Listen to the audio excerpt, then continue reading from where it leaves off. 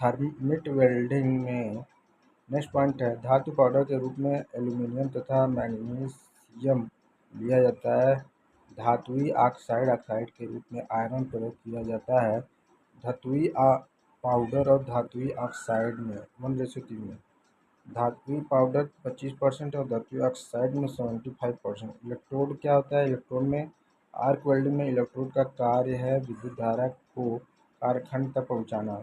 Welding तक का electrode खर्च हो भी सकता है और नहीं भी।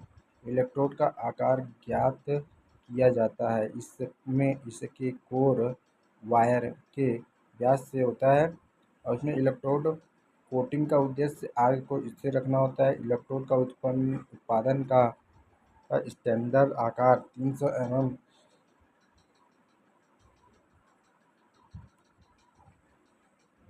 50 mm के बीच होता है। इलेक्ट्रोड के खर्च के आधार पे आर्क वेल्डिंग दो प्रकार के होते हैं, नॉन कंज्यूमेबल इलेक्ट्रोड वेल्डिंग और कंज्यूमेबल इलेक्ट्रोड।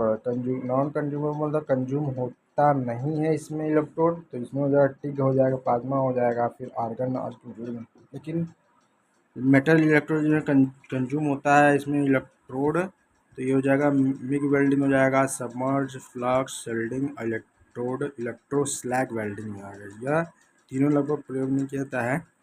सबमर्ज और मिग ज़्यादा प्रयोग किया जाता है। नॉन कंज्यूमेबल में इलेक्ट्रोड खर्च नहीं होता है। टिग में देखो, टिग का दूसरा नाम टंगस्टन इनर्ट गैस वेल्डिंग होता है। टंगस्टन आर्क वेल्डिंग इसमें शेल्डिंग गैस का प्रयोग किया जाता है।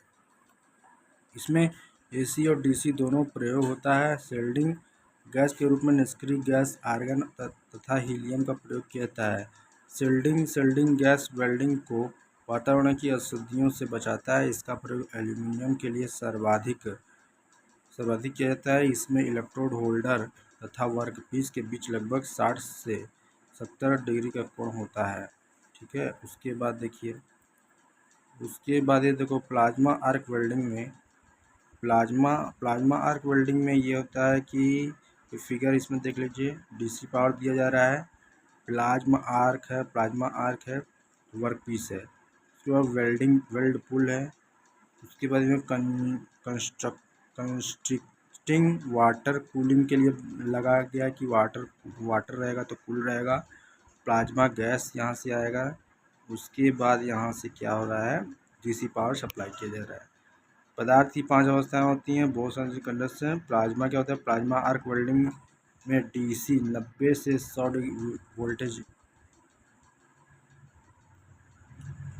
विद्युत धारा का प्रयोग किया जाता है।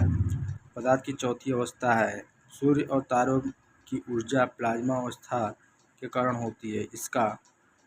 इसका तापमान लगभग 20,000 डिग्री सेंटीग्रेड तक जा सकता है। प्लाज्मा आर्क वेल्डिंग में जेट की गति 1200 मीटर प्रति सेकंड होता है। प्लाज्मा आर्क वेल्डिंग में इलेक्ट्रोड टंगस्टन का होता है और प्लाज्मा आर्क वेल्डिंग में नोजल कॉपर का बना होता है। जो प्लाज्मा आर्क वेल्डिंग है, नोजल कॉपर का बना होता है। प्लाज्मा आर्क वेल्डिंग के द्वारा अधिक गलनांक वाले वर्कपीस को भी वेल्ड किया जा सकता है।